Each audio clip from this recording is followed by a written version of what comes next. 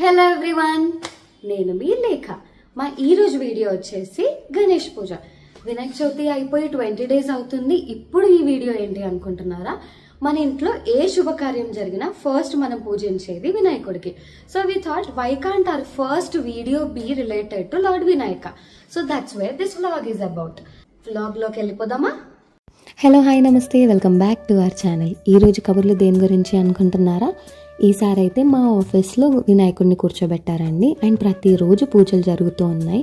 ఒకరోజు మేము కూడా పార్టిసిపేట్ చేసి ఆ వినాయకుడి ఆశీర్వాదం తీసుకుందాం అనుకున్నాము. దానికోసం కబా పొద్దున్న లేచి ప్రసాదాలు చేసి పువ్వులు పండ్లు తీసుకొని ఆఫీస్కి అయితే వెళ్ళిపోయాము. అండ్ మా డే ఎలా గడిచిందో మీరు చూస్తూనే ప్యారలల్గా ఒక స్మాల్ స్టోరీ డిస్కస్ చేద్దామా? సనాతన ధర్మంలో జరిగే ప్రతి చర్య వెనక లోక కళ్యాణోద్దేశం ఉంటుందంట. అక్కడ మహిషాసురుడు అనే రాక్షసుడు బ్రహ్మదేవుడి కోసం తపస్సు చేసి అయోనిజ, ద్విజ, ద్విరూప మాత్రమే తనని చంపగలరని వరం కోరాడు.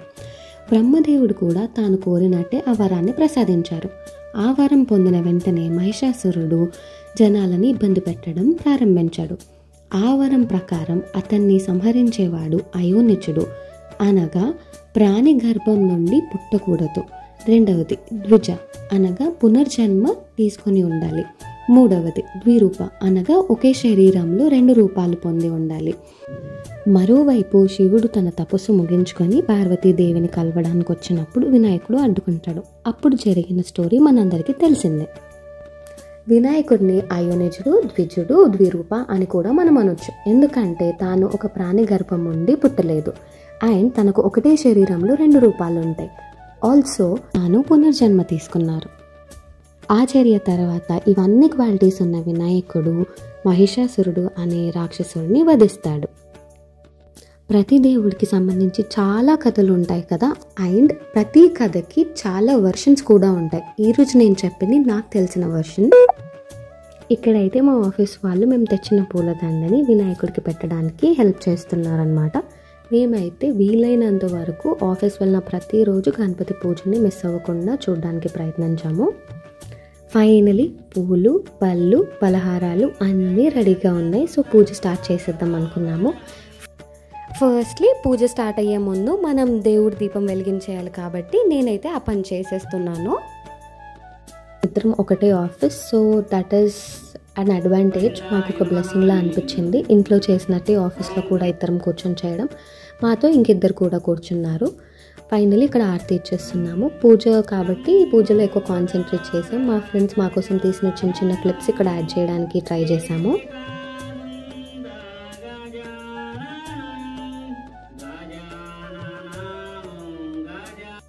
నేనైతే పూజ తర్వాత ప్రసాదం కోసం చాలా ఎక్సైటెడ్గా ఉంటాను. ఆ రోజు వచ్చేసి మాకు పులిహోర, దద్దోజనం, కిచిడి అండ్ లడ్డు ప్రసాదంలో ఉంటే అదే ఆల్మోస్ట్ లంచ్లా తినేసి కింద వాకింగ్కి వెళ్ళిపోయామన్నమాట. మేము మా టీంతో ఎవ్రీ డే లంచ్ తర్వాత అట్లీస్ట్ 15 minutes వాక్ చేయడానికి ట్రై చేస్తాము.